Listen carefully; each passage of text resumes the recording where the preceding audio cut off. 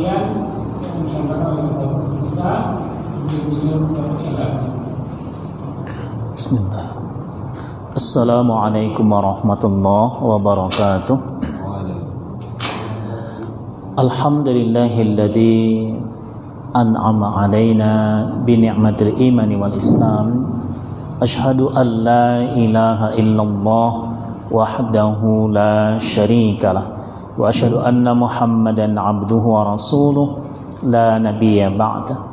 Allahumma salli wa sallim ala nabiyyina Muhammad wa ala alihi washabbihi ajma'in wa man tabi'ahum bi ihsanin ila yaumiddin, amma ba'd. Yang sama kita muliakan orang-orang tua kita, Bapak Ibu, anak-anak kita, jamaah maghrib yang saya muliakan, yang dirahmati Allah Subhanahu wa taala. Mari bersyukur kepada Allah Azza wa Jalla, mengucapkan alhamdulillah, segala puji hanya milik Allah Subhanahu wa taala atas karunia, nikmat, hidayah, ma'unah Allah kepada kita semuanya, dan kita dimudahkan bisa berhadir di rumah Allah yang penuh barakah ini. Salat dan salam semoga terus menerus Allah curahkan atas Nabi dan Rasulnya yang mulia, yakni Rasulullah Muhammad sallallahu alaihi wasallam. Tidak ada lagi Nabi, tidak ada lagi Rasul setelah beliau sampai hari kiamat kelak. Bapak Ibu rahimakumullah, malam yang barakah ini insyaallah kita akan berbagi untuk sama memahami, mendengarkan, memahami, menghayati kalam Allah. Insyaallah dua ayatnya di surat ketiga Al-Imran ayat 31-32. Baik, sama kita baca dulu. A'udzu billahi minasyaitonir rajim. Bismillahirrahmanirrahim. Qul in kuntum tuhibbunallaha fattabi'uni yuhibbukumullahu wa yaghfir lakum dzunubakum wallahu ghafurur rahim. Qul ati'ullaha war rasul fa in tawallaw fa innallaha la yuhibbul kafirin.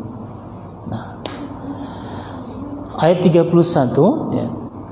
Qul, katakan, ini perintah Allah kepada Rasulullah Muhammad SAW agar Rasulullah Muhammad SAW mengatakan kepada umat ya. Qul, katakan ya Muhammad, in kuntum tuhibbunallah, wahai orang-orang yang beriman, wahai umat Nabi Muhammad SAW, jika kamu adalah orang-orang yang mencintai Allah.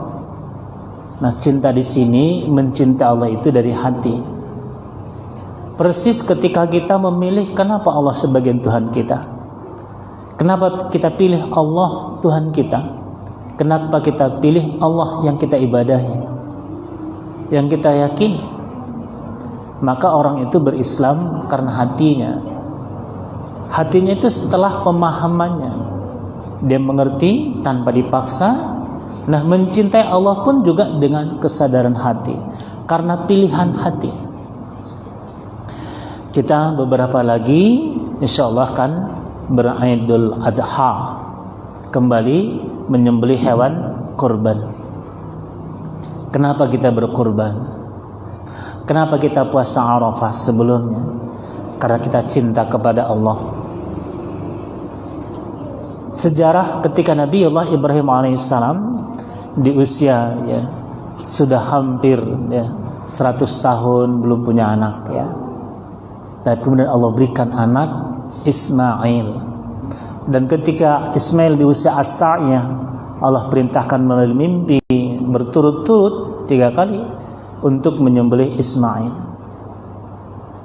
Di sana Allah menguji Nabi Ibrahim alaihissalam. Bapak Ibu rahimakumullah, semua manusia, semua orang tua ketika sudah punya anak maka akan menumpahkan kasih sayangnya kepada anaknya. Tak terlepas Nabiullah Ibrahim alaihissalam, walaupun mungkin caranya berbeda dengan kebanyakan kita. Apalagi anak itu ketika usia as-sa'yah sekitar 13 tahun. sedang senang-senangnya, bahagia-bahagianya. Kalau dengan orang tua luar biasa, dengan orang tua yang sayangnya. Dan orang tua pun akan membanggakan anaknya. Maka di saat itulah Allah menguji Nabiullah Ibrahim alaihissalam, hai Ibrahim, sembelih Ismail. Untuk apa? Untuk menguji. Apakah Nabiullah Ibrahim alaihissalam itu lebih cinta kepada anaknya atau lebih cinta kepada Allah Subhanahu wa ta'ala? Yang jelas dengan proses itu akhirnya adalah Nabiullah Ibrahim tunjukkan bahwa Nabi Ibrahim alaihissalam lebih cinta kepada Allah, patuh kepada Allah ketimbang dengan anaknya. Nah, qul in kuntum tuhibbunallaha, katakan ya Muhammad kepada umatmu, jika kalian cinta kepada Allah, fattabi'uni, ikuti aku, kata Rasul. Ikuti Rasulullah, petunjuk Rasul, pedoman Rasul, cara Rasul, jalan Rasul, sunnah Rasulullah sallallahu alaihi wasallam. Nah, maka ketika kita berkurban, kenapa kita berkurban? Yang pertama bentuk kesadaran cinta kepada Allah, menyadari bahwa rezeki kita itu Allah yang kasih. Walau kita bekerja, walau kita menabung ya Bapak Ibu, tapi itu bentuk kesadaran kita bahwa Allah lah yang memberikan kita rezeki, Allah lah yang memudahkan sehingga kita bisa berkorban. Lalu kenapa kita berkorban? Karena ikut ittiba kepada Rasulullah Muhammad sallallahu alaihi wasallam. Yang Rasulullah Muhammad sallallahu alaihi wasallam itu juga meneruskan syariat Nabi Ibrahim alaihissalam. Jadi rangkaiannya kita berkorban karena ikut sunnah Rasul, yakni meneruskan syariat Nabi Ibrahim alaihissalam. Yuhibbukumullahu, ini sebuah penegasan Rasul. Jika kamu betul-betul cinta kepada Allah dengan mengikuti caraku, kata Rasulullah Muhammad SAW, Allah akan cinta kepadamu, Allah akan mengasihimu, Allah akan menyayangimu. Maka banyak orang-orang yang beribadah mengikuti Rasul, termasuk berkurban, termasuk saudara kita yang sedang melaksanakan ibadah haji hari ini, Pak, pengorbanannya luar biasa. Bukan hanya berpisah dari keluarga, bukan hanya fisik, bukan hanya perhatian, pikiran, tapi juga yang gak lepas biaya yang besar. Apalagi hari sampai luar biasa kenaikan harga itu. Tapi karena cinta kepada Allah, ikut kepada Rasulullah, maka biaya yang besar itu tidak masalah. Kenapa? Karena sadar bahwa bisa berangkat haji, bisa melunasi haji, ini adalah pemberian Allah Subhanahu wa ta'ala. Ada yang wafat di sana, ada yang wafat sebelum berangkat, ada yang wafat di sana beberapa hari, ada yang sudah hampir mendekati wukuf di Arafah, ada. Tapi semua itu adalah bentuk cinta Allah kepada mereka. Dan Allah cinta kepada kita dengan cara apa?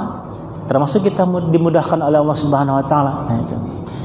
Yuhibbukumullah, Allah akan mengasihimu, akan menyayangimu. Wa yaghfir lakum dzunubakum, dan Allah akan mengampuni dosa-dosamu. Jadi Pak, satu kita berikan, Allah balas dengan dua. Cinta kita kepada Allah, betul-betul cinta kepada Allah dari hati yang tulus, ridho, ikhlas, mengharapkan pertemuan dengan Allah Subhanahu wa ta'ala, Allah kasih dua. Yang pertama, yuhibbukumullah, Allah balas dengan Allah mencintai kita. Yang kedua, wa yaghfir lakum dzunubakum, Allah balas dengan Allah ampuni dosa-dosa kita. Jadi nggak rugi kalau kita cinta kepada Allah, nggak rugi kalau kita mengikuti Rasulullah Muhammad SAW. Justru yang ada adalah untung, bahagia, senang, jaminan keselamatan dunia akhirat. Nah itu. Wallahu ghafurur rahim. Dan Allah itu sungguh Maha Pengampun lagi Maha Penyayang. Jadi ketika kita sadar kita sehat, Allah yang kasih sehat. Kita ikuti Rasul untuk cinta kepada Allah, beribadah kepada Allah, Allah balas. Bahkan lebih dari yang kita butuhkan itu. Karena itu nggak pernah rugi ketika kita mengikuti Rasul, beribadah kepada Allah, bahkan cinta kepada Allah Subhanahu wa Ta'ala.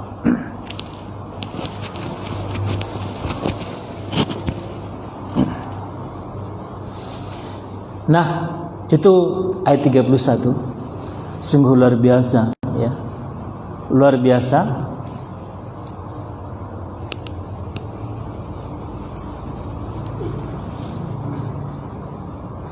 Luar biasa yang diberikan Allah Subhanahu wa Ta'ala kepada kita. Ayat 32. Qul, katakan ya Muhammad kepada umatmu, ati'ullaha war rasulah. Taatlah, patuhlah kepada Allah dan Rasul, yakni Rasulullah Muhammad sallallahu alaihi wasallam. Apa makna taat? Taat itu mengikuti. Nah, tadi di atas fattabi'uni, mengikuti cara Rasul. Nah, di sini taat dengan ketundukan.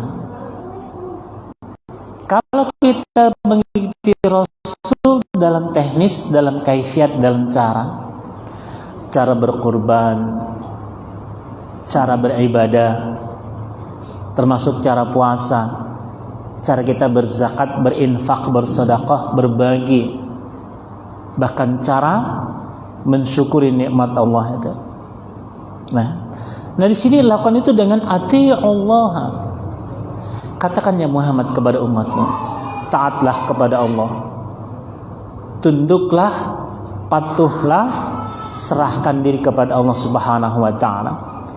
Juga ikuti Rasul, taatlah kepada Rasul. Nah, dalam hal-hal tertentu mencukupkan yang dari Rasulullah, tapi nanti dalam hal-hal tertentu yang lain kita juga memerlukan sebuah perjuangan, kesungguhan. Tentunya juga mempedomani dengan terutama apakah dari tafsir, ahli hadis, mufassirin, muhaddisin, fuqaha, nah itu ulama-ulama kita. Untuk apa? Memahami dalam konsep taat kepada Allah dan Rasul.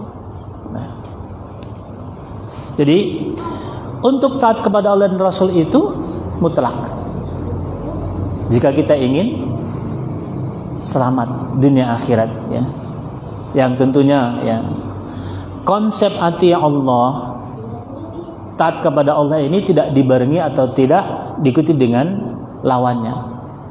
Apa lawan dari taat? Maksiat. Maksiat dari kata asa, artinya apa? Menentang. Jadi kalau taat ati Allah, taat kepada Allah dan Rasul, ikut kepada Allah dan Rasul, patuh kepada Allah dan Rasul, mengikuti dengan sepenuh hati. Nah, orang-orang yang tidak taat itu adalah orang-orang yang menentang Allah, menentang Rasul. Dia tidak mau mengikuti Allah, tidak mau patuh kepada Rasulullah. Efeknya apa? Dampaknya apa? Dia akan merasa sombong, dia akan takabur, dia akan merasa super. Pada sungguhnya kita semua ini dari setetes air yang hina. Bahkan dulu kita tidak punya apa-apa, tidak tahu apa-apa, tidak bisa apa-apa. Tidak ada bayi yang begitu lahir ya, bisa berbicara kecuali Nabi Allah Isa alaihissalam. Tidak ada bayi yang begitu lahir punya kekuatan, punya ilmu, tidak ada. Semuanya Allah beri. Makanya orang-orang yang insaf dan sadar akan memahami betul kalam Allah di surat kedua Al-Baqarah ayat 32 ya. Bismillahirrahmanirrahim.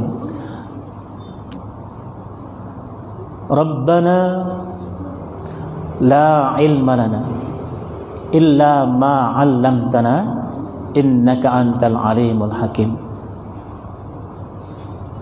Ya Tuhan kami, tiadalah ilmu pada kami kecuali apa yang telah Engkau ajarkan kepada kami. Sungguh Engkau Maha mengetahui lagi Maha bijaksana. Nah, jadi sebuah kesadaran bahwa kekuatan kita, juga kita sering mengatakan la haula wala quwata illa billah. Kita tidak punya daya, tidak punya kekuatan, ya, terkecuali itu dari Allah Subhanahu wa taala.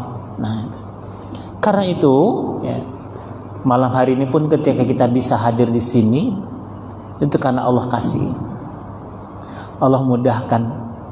Maka di awal tadi kita singgung, ya, bersyukur kita puji Allah karena Allah mudahkan kita bisa berhadir di tempat yang mulia ini, dalam majelis kita ini, sehingga, ya, bertambahlah faham kita dan yakin kita kepada Allah Subhanahu wa taala, juga kepada Rasulullah Muhammad sallallahu alaihi wasallam. Tidak ada yang kita ragukan di dalam Al-Qur'an. Tidak ada yang dilakukan dalam Al-Quran. Semua dari Allah Subhanahu wa ta'ala. Termasuk ayat ini, Al-Imran ayat 31-32. Ya.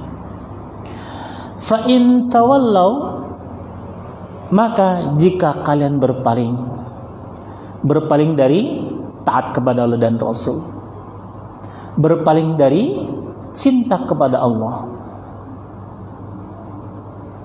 Orang yang tidak cinta kepada Allah, dia tidak akan peduli pada dirinya sendiri.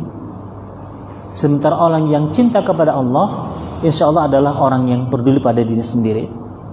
Sebab dengan cinta kepada Allah, Allah akan berikan jaminan kepadanya. Bukan hanya di dunia ini, tapi juga di akhirat nanti.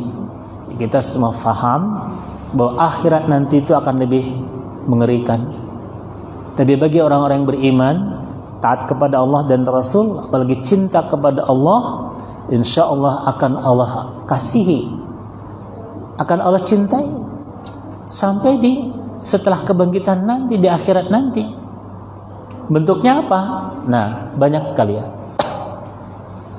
Bahkan sampai puncaknya adalah Allah selamatkan kita dari neraka dan Allah masukkan kita ke dalam jannah Allah Subhanahu wa taala.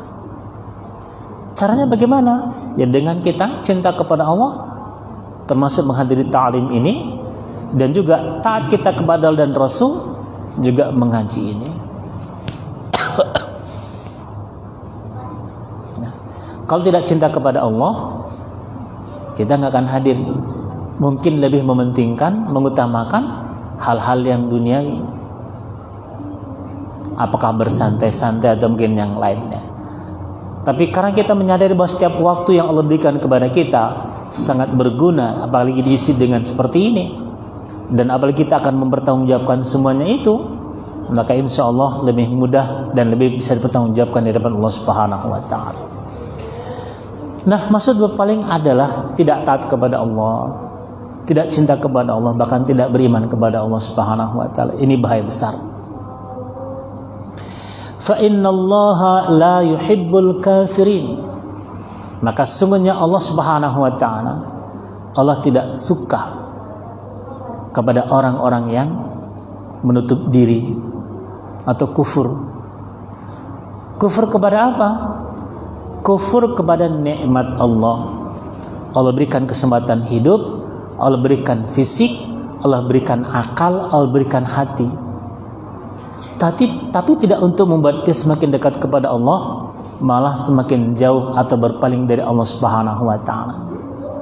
Jadi ada 4 potensi sesungguhnya yang Allah berikan kepada semua kita ya. Potensi hidup, semangat hidup, fisik, tubuh. Ya, dengan itu kita bisa berbuat, kita punya kekuatan, dan juga kemampuan akal Allah berikan kepada kita, dan yang keempat adalah potensi hati. Semuanya kita punya tubuh, semua kita punya potensi akal, semua kita bisa berpikir. Maka beruntung sekali orang yang menggunakan akalnya untuk semakin tunduk pada Allah Subhanahu wa taala. Apalagi menghafal Al-Qur'an. Walaupun ada orang yang enggan menghafal Al-Qur'an, dianggap dengan menghafal itu akan menyesakkan otak. Oh tidak. Sungguh tidak. Berapa banyak orang sudah hafal Al-Qur'an, bahkan 30 juz, bahkan tambah dengan hadis lagi, tidak ada yang salah pada dirinya. Tidak ada yang sesak pada otaknya, justru semakin sehat otak itu. Sebab otak itu kalau nggak digunakan untuk berpikir, dia akan mengecil.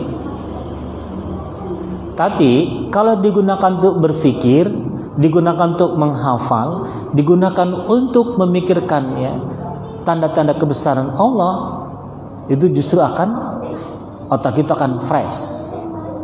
Setiap ada jaringan baru pada otak karena kita bekerja menggunakan otak itu, berakal, maka dia akan semakin baik. Maka kenapa Allah sering singgung dalam Al-Quran, afala ta'qilun, afala tatadzakkarun, kenapa kamu tidak menggunakan otak yang diberikan Allah kepadamu? Kenapa kamu tidak menggunakan untuk mengingat, untuk berpikir kebesaran Allah dengan itu? Nah, di sana ya, justru Allah menghendaki kita ini semuanya fresh, badan yang sehat, pikiran yang segar. Karena apa? Karena patuh dan taat kepada Allah Subhanahu wa taala. Maka orang-orang yang cinta kepada Allah itu akan selalu melihat segala sesuatu dengan kebesaran Allah Subhanahu wa taala. Nah, bahkan di dalam berkurban pun kita diajak untuk membesarkan Allah Subhanahu wa taala. Walitukabbirullaha ala ma hadakum, agar kamu membesarkan asma Allah dengan bertakbir itu menurut apa yang Allah tunjukkan kepadamu di beberapa yang ditentukan. Maka itu ketika di malam ke-10 Dzulhijjah, termasuk nanti 10-nya, 11, 12, 13 hari-hari berkurban, juga hari-hari kita bertakbir membesarkan asma Allah Subhanahu wa taala. Mari jaga hati kita untuk terus cinta kepada Allah Subhanahu wa taala, agar kita terus-menerus cinta Allah Subhanahu wa taala. Dijaga kita oleh Allah dari hal-hal yang Allah larang. Dan buktikan cinta kita kepada Allah dengan taat kepada Allah dan Rasul. Insya Allah akan terjaga kita, Allah jaga kita dari hati yang menentang, hati yang maasi tadi itu, ya, hati yang tidak taat, hati yang tidak tunduk kepada Allah. Maka berpuasalah lillahi ta'ala sebagai bentuk cinta kita kepada Allah, ikut Rasulullah. Berkorbanlah sebagai bentuk kita cinta kepada Allah, ikut Rasulullah Muhammad sallallahu alaihi wasallam, ya. Tentunya juga dengan kajian ini kita kaji, kita fahami, kita hayati, karena kita cinta kepada Allah, untuk terus semakin cinta kepada Allah Subhanahu wa taala. Ikut cara Rasul. Rasul juga sering baca Al-Quran dan sering memahami Al-Quran, ya. Insya Allah sejalan, ya. Insya Allah yang kita lakukan adalah dalam rangka mengikuti Rasulullah, cinta kepada Allah, dan insya Allah Allah sayangi kita, Allah ampuni kita. Jangan pernah ragu bahwa Allah itu Maha Pengampun, Maha Penyayang. Dan bahkan ketika kita punya kesalahan, kita bisa minta kepada Allah, bisa dengan astaghfirullahaladzim, Rabbi firli dunubi jami'an, atau Rabbi firli dunubi kulluh. Ya Allah, ampuni dosaku semuanya. Ya Allah, ampuni dosaku seluruhnya. Ya, bahkan bentuk cinta kita kepada Allah, ya, tetap beristighfar. Bahkan ketika kan tidur, hendak tidur juga banyak beristighfar di sana. Bahkan tadi dibacakannya, wabil asharihum yastaghfirun. Itu ciri orang yang beriman. banyak minta ampun kepada Allah di waktu sahur menjelang subuh. Di rumah istighfar, bahkan sampai di masjid belum adzan, ya, setelah tahiyatul masjid istighfar. Walaupun orang melihatnya diam aja, iya enggak apa-apa. Ya. Kita duduk mohon ampun kepada Allah. Nah, bahkan insya Allah diam saja kita dari maghrib sampai isya. Apalagi diisi dengan kajian, memahami Al-Quran, dibaca Al-Quran, memahami Al-Quran ini, insya Allah Allah berikan kepada kita termasuk orang-orang yang Allah selamatkan dari api neraka nanti. Amin ya rabbal alamin. Nah, Bapak Ibu jemaah yang saya muliakan dari Allah Subhanahu wa taala, kesimpulan kajian kita malam hari ini merujuk kepada surat ketiga Al-Imran ayat 31-32 adalah bahwa Rasulullah punya tugas untuk memaklumkan kepada semua kita. Apa itu? Jika betul-betul cinta kepada Allah, Allah akan cinta kepada kita dan Allah ampuni dosa kita. Sungguh Allah itu pengampun, penyayang. Dan jika taat kepada Allah dan Rasul itu adalah pilihan kita, maka teruslah istiqomah dalam taat kepada Allah dan Rasul. Dan jangan sekali-kali berpaling, sebab Allah tidak suka kepada orang yang kufur, tak mau memahami kebesaran Allah, tidak mau memahami kemahakuasaan Allah, sehingga tidak cinta kepada Allah, tidak cinta kepada Rasul.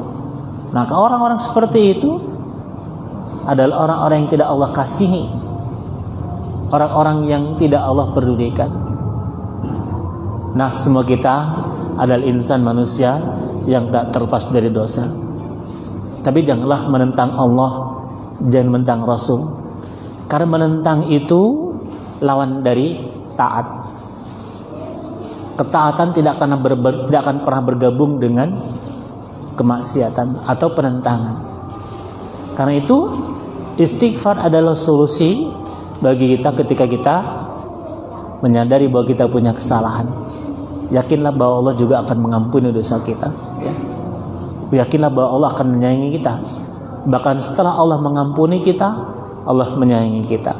Baik, ini kajian kita malam hari ini, dan insyaallah masih ada waktu kita untuk berdiskusi mudzakarah kepada ayahanda, ibunda, bapak ibu, saudara kita semua, anak-anak ya. Mungkin yang mau diskusi atau mudzakarah silahkan jika ada. Ya. Ya, silakan.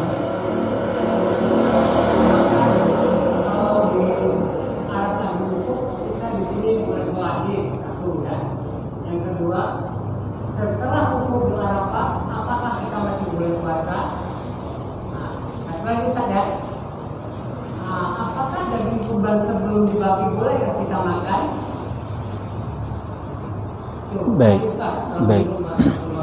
Nah, yang ketiga ya, apakah daging kurban boleh dimakan sebelum dibagikan? Nah, ya, ini sebuah kisah ya. Ketika Rasulullah Muhammad SAW berkurban setelah sholat Idul Adha, kemudian berkhutbah, selesai khutbah Idul Adha, turun dari mimbar, Rasul menghampiri hewan kurbannya. Waktu itu berkurban dengan 2 ekor kibas yang gemuk, bertanduk. Nah itu dah Rasul menyembelih, menyebut nama Allah, ya. Setelah memotong dua-duanya, Rasul mengambil sebagian, dan ada yang menerjemahkan dengan mengambil paha belakangnya. Dah dibawa pulang. Itu nggak lama waktunya. Kalau ukuran kita, ya kita setelah sholat Idul Adha itu jam 8 udah siap ya, atau 8:15 lah ya. Nah, Rasul terus motong, terus ngambil ininya, terus pulang. Jadi sisa daging kibas tadi itu diselesaikan oleh sahabat. Maka Rasul pulang, bilang kepada Aisyah, dan kemudian diolah dan Rasul makan, bahkan itu tanggal 10 kan masih puasa itu ya. Tapi puasanya tidak satu hari full. Kita berangkat ke sholat Id tidak makan, tapi nanti setelah selesai sholat Id, nah ada di sini itu. Wala ya'kulu yaumul adha hatta yarji'a. Rasul hari Idul Adha itu nggak makan ketika mau berangkat sholat Id, nggak makan hatta yarji'a, sampai Rasul pulang. Fayakula min udhiyatihi, lalu Rasul makan sebagian daging kurban. Ini diterjemahkan dengan di hari itu Rasul berbuka tanggal 10 Zulhijjah itu Rasul berbuka dengan sebagian daging kurbannya. Nah, artinya apa? Di sini kita bisa pahami bahwa kalaupun daging yang tadi sisa 2 ekor kibas dan juga nanti kurban para sahabatnya itu mungkin juga belum dibagi, maka Rasul sudah pulang bawa sepotong daging dan kemudian Rasul sudah makan dengan itu. Makan begini, mungkin ini teknis ya sekarang ini. Kenapa panitia kurban ada yang cepat bagi sama yang berkurban? Ya. Katakan jam-jam 10 itu yang berkurban, misal 10 ekor lembu 70 orang. Jam 10 itu udah disiapkan. Ya. Satu orang itu misal 4 kilo kali 70 sudah dibawa pulang duluan, boleh, tidak apa-apa ya. Jadi kalau mereka yang berkurban itu sudah mengkonsumsi daging kurban sebelum dibagi, boleh, karena Rasul pernah seperti itu Pak ya. Nah, kalaupun nanti dari apa ini ya, di panitia memang sepakati hari itu kan berpuasa, berbuka di situ sama, boleh, bisa. Karena apa? Mengamalkan hadis tadi, berbuka dengan daging hewan kurban. Nah, kalaupun memilih, ya udah nanti aja kita siap sama-sama jam 12, jam 1 atau jam 2 bagi, silakan aja. Artinya tadi berbukanya tidak dengan daging kurban juga enggak, Pak. Tapi kalau bisa ya paling enggak sekali. Tapi kalau bisa setiap waktu ya lebih bagus. Artinya waktu itu juga Rasul, pada waktu itu Rasul berbuka dengan daging hewan kurban. Ya. Nah itu ya. Jadi dengan ini bolehkah kita mengkonsumsi daging kurban sebelum dibagikan daging kurban? Itu jawabannya boleh. Jelas Pak. Nah itu. Nah kemudian tentang ya, bolehkah kita berpuasa? Ya. Bolehkah kita waktu di sana itu kita disuruh sholat? Oh baik. Nah tentang menetapkan 1 Dzulhijjah berkaitan dengan 9 Dzulhijjah dan 10 Dzulhijjah itu sepakat ulama dari matla'. Apa itu matla'? Tempat di mana munculnya bulan itu. Nah, jadi kalau di satu daerah sudah muncul bulan, ya terutama kalau kita dengan Saudi Arabia kan beda 4 jam. Nah sudah muncul bulan, sudah ada bulan, dan kemudian ternyata nanti di sana di Saudi Arabia menetapkan belum, maka ada yang berpuasa Arafah itu berdasarkan tanggal seperti ini kan nanti pemerintah menetapkan kemarin 1 Dzulhijjah hari Selasa tanggal 19 dan nanti Idul Adha hari Kamis tanggal 29. Walaupun informasi kita terima insyaallah besok Selasa itu jemaah haji wukuf di Arafah. Besok. Nah, silakan ikuti perkembangan di banyak di YouTube, di Makkah informasi atau saya dapatnya dari jamaah haji kita yang berangkat di sana, dari tim pembimbingnya atau dari ketua kloternya itu. Kami setiap hari berbagi, dikasih bagi. Jadi hari ini sudah berkumpul dan besok bergerak ke Arafah. Nah besok, maka ada sebagian besok sudah puasa Arafah. Walaupun selisih 4 jam. Nah kemudian kalau di hari Rabunya itu sudah beridul fitri, idul adha di sana. Tapi, nah bagaimana dengan sebagian kita karena menetapkan ya waktu hari Ahad kemarin tanggal 17 ya, itu belum nampak hilal, maka ditetapkan Selasa 1 Zulhijjah. Nah, tanggal 9-nya kapan? Ya Rabu nanti. Rabu puasa, silakan puasa. Karena tanggal 9-nya hari Rabu. Nah, tapi yang menetapkan 1 Zulhijjah hari Senin tanggal 18, maka 9 Zulhijjahnya besok. Yang kebetulan bertepatan dengan besok wukuf di Arafah. Nah, jadi kalau apakah kita boleh beridul adha sementara jemaah masih wukuf di Arafah? Ini jarang kejadian, Pak. Jarang kejadian. Tapi memang tadi sudah ada idul adha. Ada satu aliran tertentu ya, dengan jemaah ada sekitar 1.000 orang ya. Saya baca sekilas jadi nggak begitu.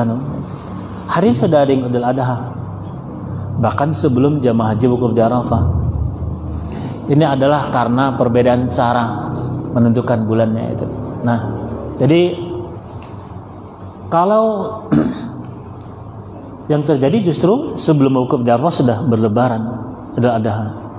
Tapi kalau karena perbedaan penetapan tanggal, nah kalau sangat tanggalnya hari inilah misalnya tanggal 9 dan besok ternyata jemaah haji wukuf di Arafah dan orang besok sudah berlebaran, kalau memang itu berdasarkan matlaknya, maka ya jumhur ulama juga mempersilahkan karena menurut di daerah sudah nampak bulan. Walaupun itu sangat memungkinkan sekali jauh beda ya. Nah, kemudian yang kedua tadi, maka selesai wukuf kita masih mulai puasa. baik. Selesai jamaah haji wukuf kita masih boleh puasa. Perbedaan kita itu 4 jam, kita lebih dahulu dari mereka. Bagaimanapun tentunya ketika nanti jamaah haji mulai wukuf waktu zawal jam 12, kita di sini sudah jam 4 sore itu. Ya. Nah, lalu jamaah haji akan meninggalkan wukuf di Arafah itu begitu matahari terbenam. Nah, kita 4 jam lagi di sini. Kita jam sekitar ya kalau di sana jam 18.30-an berarti jam 22.30-an atau setengah 11 malam kita di sini. Dan kita nggak ada yang puasa. Tapi kalau besoknya kita mengikuti seperti tadi Rasul tanggal 10 itu ketika sholat Rasul pergi nggak makan, nanti pulang baru makan, nah itu bisa. Tapi itu puasa tidak 1 hari penuh. Selesai sholat Id, selesai khutbah, makanya ada yang bontot di situ. Kadang pun ustadznya dikasih berbuka di situ di tempat sholat itu. Selesai sholat, selesai khutbah, turun, duduk istirahat, berbuka. Ya, artinya kan bolehkah berpuasa jamaah haji sudah tidak wukuf di Arafah? Kalau tanggal 10-nya boleh. Makanya juga ada hadis yang mungkin sudah saya sampaikan Selasa yang kemarin ya. Ada amalan yang paling cinta Allah Subhanahu wa taala di Dzulhijjah ini, termasuk puasa tanggal 1 sampai tanggal 9 plus tanggal 10-nya, tapi sampai waktu duha selesai orang sholat Idul Adha. 1 hari nggak boleh? Enggak. Setelah selesai sholat itu, setelah berkhutbah udah berbuka semua. Itu sudah Idul Adha, hari menyembelih, hari makan. Jangan puasa lagi. Besoknya 11, 12, 13 Ayyamut Tasyriq kulluha dzabhun. Semua hari tasyrik 11, 12, 13 itu hari menyembelih, makan. Makanya 10 Dzulhijjah itu tidak boleh puasa setelah sholat. 11, 12, 13 hari tasyrik juga tidak boleh puasa. Karena itu hari-hari makan, hari-hari berbuka. Justru Idul Fitri yang tak boleh puasa itu hanya tanggal 1 Syawalnya aja. Tanggal 2 Syawal sudah bisa berpuasa. puasa. Jadi di sini kita harus ya cermat ya. Kalau kita ikut penetapan tanggal, maka ya, tanggal 9 Dzulhijjah itu puasa. Walau mungkin di sana jamaah haji sudah tidak wukuf lagi. Ya. Walaupun jamaah haji sudah tidak wukuf lagi, tapi karena bagi kita di sini tanggal 9, maka kita puasa tanggal 9 itu. Tapi kalau besok tanggal 9 besok kita puasa hari Rabu Idul Adha. Kalaupun puasa dari pagi sampai selesai sholat. Setelah sholat nggak puasa lagi. Cuma bagi yang nanti hari Rabu itu tanggal 9, satu hari puasa. Hari Kamisnya seperti biasa puasa pagi sampai waktu selesai sholat. Habis itu berbuka. Nah itu. Ya. Jadi nggak usah bingung dengan perbedaan ini. Ini bukan yang pertama sekali. Ya. Sering. Artinya apa? Kita pilih yang mana? Ya. Yang tidak boleh itu mencampur adukkan, jangan. Puasa tanggal 9 besok, lebarannya Kamis. Jangan. Seperti kemarin kan, antara hari Jumat dan Sabtu itu. Nah, puasanya terakhir Kamis, lebarannya Sabtu. Nggak nyambung. Kalau mau lebaran Sabtu, Jumat masih puasa kemarin. Ada yang lain seperti itu sama saya. Ustadz, saya insya Allah tugas Imam Khatib hari Sabtu. Apakah Jumat masih puasa? Saya bilang iya. Karena Idul Fitrinya hari Sabtu. Maka Jumat masih wajib puasa, lengkap 30 hari. Nah itu. Jadi kalau hari Kamis puasa, Jumat tidak puasa lagi, Jumat itu berlebaran. Dan tidak menggeserkan sholat Id menjadi hari Sabtu ini. Ini juga yang mencampur adukkan karena apa? Yang mungkin belum paham lah karena seperti itu. Itu Pak ya. Nah, itu. Tadi udah waktu ya. Baik Bapak Ibu, rahimakumullah, waktu juga ya kita segera melaksanakan sholat Isya. Dan saya mohon izin, mohon maaf ya, mungkin dalam penjelasan ada yang kurang. Namanya manusia tidak terlepas dari itu. Tapi mari kita sadari bahwa segala ilmu itu milik Allah Subhanahu wa taala. Rabbana subhanaka la ilma lana illa ma 'allamtana innaka antal alimul hakim. Wallahu a'lam bis-shawab. Subhanakallahumma bihamdika asyhadu an la ilaha illa anta astaghfiruka wa atubu ilaik. Wassalamualaikum warahmatullahi wabarakatuh.